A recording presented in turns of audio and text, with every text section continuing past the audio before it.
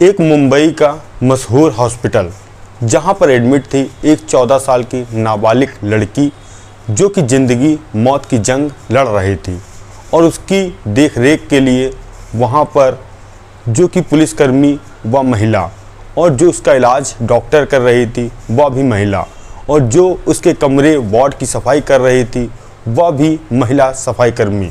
क्योंकि उसको पुरुष नाम से इतनी नफ़रत थी, जैसे ही उसका नाम सुनती वैसे ही वह चिल्लाने लगती। आखिर उस लड़की के साथ ऐसा क्या हुआ कि वह पुरुष नाम से इतना डर रही थी। जब उस नाबालिग लड़की ने अपनी दर्द की कहानी एक महिला पुलिस अधिकारी से बताई, जब कहानी सुनने के बाद महिला अधिकारी भी रोने लगी। आखिर उस लड़की के साथ ऐसा क्या हुआ और जो कि एक दिल्ली में निर्भया कांड हुआ था उससे ज़्यादा उसकी गंभीर हालत उस लड़की की थी। आइए हम इस लड़की के बारे में आपको बारीकी से बताते हैं, आखिर इसके साथ इतना बड़ा जुल्म कैसे हुआ। आप सभी को नमस्कार, मेरा नाम रवि यादव है। अगर आप हमारे चैनल पर नए हों, सब्सक्राइब बेल आइकन जरूर दबाएं, जैसा कि आपके बीच ये क्राइम की सच्ची घटना आप तक मिलती रहे।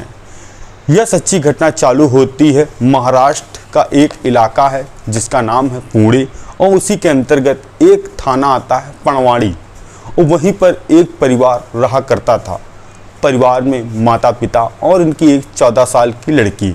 जो माता पिता वह काम करते थे और एक दिन तारीख आती है 31 अगस्त शाम के करीब 7 बजे जो 14 साल की नाबालिग लड़की, उसका दोस्त उसके पास फ़ोन करता है और कहता है कि आज रात 10 बजे तुम मुझसे मिलने आना पुणे रेलवे स्टेशन पे। अब रात के 10 बजते हैं, वह अपने घर वालों से बिना बताए लड़की निकलती है अपने दोस्त से मिलने के लिए पुणे रेलवे स्टेशन। जैसे ही 10 बजे वह पुणे रेलवे स्टेशन पहुंचती है और जाकर अपने दोस्त का फ़ोन मिलाती है और उसका फ़ोन स्विच ऑफ लगता है। वह प्लेटफॉर्म पर इधर उधर देखती है मगर उसका दोस्त कहीं भी दिखाई नहीं पड़ रहा था। तभी वह पुणे रेलवे स्टेशन के बाहर आती है और बैठ जाती है और उसकी आंख कहीं ना कहीं नम थी और ऐसा लग रहा था कि वह किसी को ढूंढ नहीं है। इसी बीच एक ऑटो ड्राइवर उस 14 साल की लड़की के पास आता है, कहता है क्या हो गया, आपको कहीं जाना हो तो बताइए मैं छोड़ दूं। तब वह लड़की कहती है कि मुझे कहीं जाना नहीं है, मेरा दोस्त मिलने वाला था और इसीलिए मैं यहाँ पर आई थी और वह मुझे दिख नहीं रहा है। तो उस ऑटो ड्राइवर ने कहा थोड़ा इंतज़ार और कर लो, क्या पता कहीं जाम में फंस गया हो और अभी आ जाएगा। तभी ऑटो वाला वहाँ से चला जाता है और 10 मिनट बाद फिर वहीं पुणे रेलवे स्टेशन के बाहर आता है और अपनी ऑटो खड़ी करता है और उस लड़की को ढूंढता है, देखता है वह लड़की वहीं पर बैठी है और वह रो रही है। तभी ऑटो ड्राइवर कहता है कि तुम्हारा जो दोस्त है वह रेलवे स्टेशन के बाहर खड़ा है, वह तुम्हारे सामने इसलिए नहीं आ रहा है क्योंकि उसने समय जो बताया था लेट हो गया है और कह रहा था कि अब मैं अपनी दोस्त से नज़रें कैसे मिलाऊंगा, तो आप चलिए मैं आपको दोस्त से मिलवाता हूं। तभी उस लड़की को ऑटो ड्राइवर एक पानी की बोतल देता है, कहता है ये लो रुमाल, अपने आंसू पोंछ लो और ये पानी पी लो और फिर चलते हैं। अब जैसे ही वह लड़की ऑटो ड्राइवर वाले का पानी पीती है और आगे कदम बढ़ा ही रही थी, 10 से 15 मिनट जब ऑटो में बैठने वाली थी तभी उसको लगा कि उसको चक्कर सा आ रहा है और ऐसा लग रहा है कोई चीज़ नशीली उसने पी ली है। अब वह बिल्कुल बदहवास थी और ऑटो में बैठ जाती है और ऑटो ड्राइवर अब अपनी ऑटो स्टार्ट करता है और जो कि पुणे रेलवे स्टेशन से एक रास्ता गया था सुनसान, 5 से 6 किलोमीटर दूर जाता है और वहीं पर ऑटो ड्राइवर अपना ऑटो रोकता है और उस लड़की के साथ 2 से 3 घंटे तक ज़बरदस्ती करता है और संबंध बनाता है।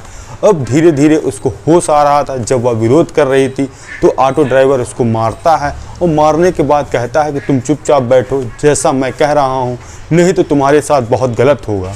वह लड़की सहम जाती है, डर जाती है। उसके बाद वह ऑटो ड्राइवर अपना फ़ोन निकालता है और एक व्यक्ति को वह फ़ोन करता है और कहता है कि मैं आधे घंटे में तुम्हारे पास आ रहा हूँ, एक सामान मेरे पास बहुत अच्छी आई है। अब लड़की रो रही थी, चिल्ला रही थी। तभी वह दोबारा ज़बरदस्ती उस लड़की को वही पानी पिलाता है, जिसके बाद वह बेहोश हो जाती है और अपना ऑटो स्टार्ट करता है। एक फार्म हाउस में एक होटल बना था, वहाँ पर लेके उस लड़की को पहुँचता है, जो कि वह नशे की हालत में थी। तो उसको हाथ पकड़ता है और अपने साथ लेकर पहुँचता है होटल के अंदर। अब धीरे धीरे उसको लग रहा था कि वहाँ पर कई सारे लोग हों। वह लड़की का जब थोड़ा नशा उतरा, देखती है उसके सामने 11 से 12 लड़के हट्टा कट्टा जो कि एक कमरे में लेटे हैं।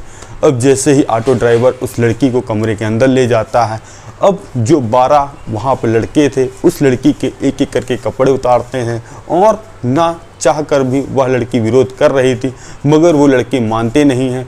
लगातार उस होटल के अंदर 24 घंटे बारी बारी से उस लड़की के साथ संबंध बनाया जाता है, और जब वह चिल्लाती है, रोती है, तो उसको इंजेक्शन दिया जाता है बेहोशी की हालत में। वह चिल्ला तो रही थी, मगर उसकी आवाज़ कोई नहीं सुन रहा था। जो वहाँ पे होटल के कर्मी थे, जो होटल का मालिक था, मैनेजर था, वह सब अनसुना कर रहे थे। अब धीरे धीरे 24 घंटे हो जाते हैं, उसको भूख प्यास भी लगी थी। वह उन लोगों से कह रहे थे कि मुझे खाना खाना है, मगर वो अपनी हवस के आगे उस लड़की को कुछ भी नहीं समझ रहे थे, और जो उनकी मनमानी कर रहे थे, और वह अपनी प्यास बुझा रहे थे। तभी एक लड़के को वहाँ पर तरस आता है। तरस आने के बाद वह उस लड़की को अपने साथ मोटरसाइकिल पे बैठालता है और दादरी रेलवे स्टेशन छोड़ आता है। अब उन लड़कों को कहीं ना कहीं लग रहा था कि यह लड़की अब शांत हो जाएगी और किसी से इस घटना के बारे में जिक्र नहीं करेगी और चुपचाप घर चली जाएगी, और वो लड़के भी वहाँ से फरार हो चुके थे। जब दादरी रेलवे स्टेशन के बाहर वह बैठ कर लड़की रो रही थी, तभी 2 सफाई कर्मी आते हैं और वह उस लड़की को कुछ खाने के लिए देते हैं, जिससे वह बेहोश हो जाती है। और वो सफाई कर्मी भी उस लड़की के साथ 2 से 3 घंटे संबंध बनाते हैं। और इतना ही नहीं, एक जो ट्रेन वहाँ पर खड़ी थी जो कि उत्तर दिशा में जाने वाली थी, वहीं पर उस लड़की को बैठाल देते हैं, और 4-5 घंटे चलने के बाद वह ट्रेन पहुंचती है चंडीगढ़ रेलवे स्टेशन पर। और वहां गाड़ी में हर एक व्यक्ति आ रहा था, उस लड़की को देख रहा था। वह लड़की रो रही थी, मगर किसी ने इतनी हिम्मत नहीं की उस लड़की से पूछा जाए कि आखिर वह रो क्यों रही है और वह कहां जाना चाहती है। अब चंडीगढ़ रेलवे स्टेशन पर ट्रेन रुकती है, तभी जो वहाँ चंडीगढ़ रेलवे स्टेशन पे जीआरपीएफ या आरपीएफ के जो सिपाही थे वह तैनात थे। वह गाड़ी में जाते हैं, इंटर करते हैं, देखते हैं कोई अन्य वस्तु या छुट्टी हो जिसकी सूचना मिले और उनको अपने हेडक्वार्टर में मिले। तभी एक आरपीएफ का जवान देखता है कि एक लड़की जो कि 14 से 15 साल वह एक ट्रेन के हिस्से में किनारे बैठी है। तभी वह लड़की से पूछता है, बेटी आपको कहाँ जाना है।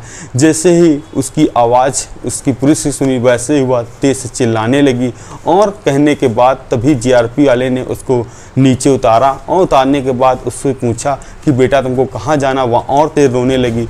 अब आरपीएफ का कांस्टेबल अपने अधिकारियों को यह बात बताता है कि एक 14 साल की लड़की जो कि रो रही है, और जैसे ही मैं कुछ पूछता हूँ वह और तेज रोने लगती है।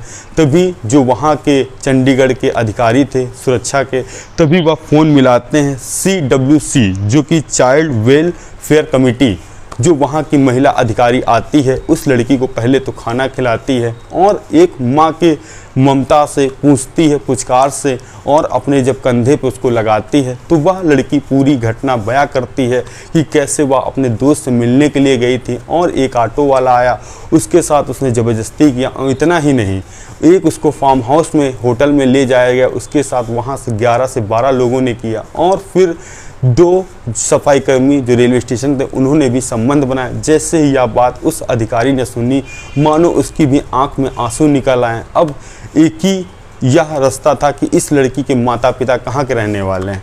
अब जो वहाँ की फोर्स थी वह पता लगाती है यह लड़की कहाँ की रहने वाली है। तभी वह लड़की कहती है कि मैं मुंबई पुणे का एक जो थाना है पनवाड़ी, वहाँ के रहने वाली हूँ। अब वहाँ यहाँ की पुलिस वहाँ पर इतला करती है और कहती है कि इस लड़की के नाम से कोई FIR है। तो कहते हैं 31 अगस्त की रात में जो इसके पिता थे उन्होंने FIR दर्ज कराई थी, जिसके बाद पनवाड़ी पुलिस ने हर एक CCTV फुटेज खंगाला था तो पता लगा था यह लड़की पुणे रेलवे स्टेशन गई है। उसके बाद एक ऑटो में बैठकर जहां पर पुलिस वालों ने बहुत ढूंढने का प्रयास किया, मगर उस लड़की के ना तो लोकेशन मिली और जो उसका मोबाइल फ़ोन था वह भी स्विच ऑफ था। अब उस लड़की को एक जहाज़ में बैठाल कर मुंबई के हॉस्पिटल में एडमिट कराया जाता है और उसको बेहतर उपचार के लिए वहाँ पर महिला डॉक्टर, महिला जो कि वहाँ सफाई कर्मी और महिला जो वहाँ पूछताछ अधिकारी वह सब महिला थे। पुरुष नाम से वहाँ पर एंट्री बिल्कुल बंद कर दी जाती है और जो पनवाड़ी पुलिस थी वह अब केस को गंभीर धाराओं में दर्ज करती है और आरोपियों की धरपकड़ में तेज कई टीमें बनाई जाती हैं। तभी पता लगता है जो कि पुणे रेलवे स्टेशन का जब कैमरा खंगाला जाता है तो ऑटो ड्राइवर का ऑटो का नंबर मिलता है। जब उसका पता लगाया जाता है किसकी ऑटो है तो वह ऑटो ड्राइवर मिलता है और उसके साथ जो 11-12 व्यक्ति ने वहाँ पर उस लड़की के साथ रेप किया तो वह भी पकड़े जाते हैं। अब पुलिस ने 15 से 16 व्यक्तियों को पकड़ लिया था जिन्होंने उस लड़की के साथ इतनी भयंकर घटना को अंजाम दिया था।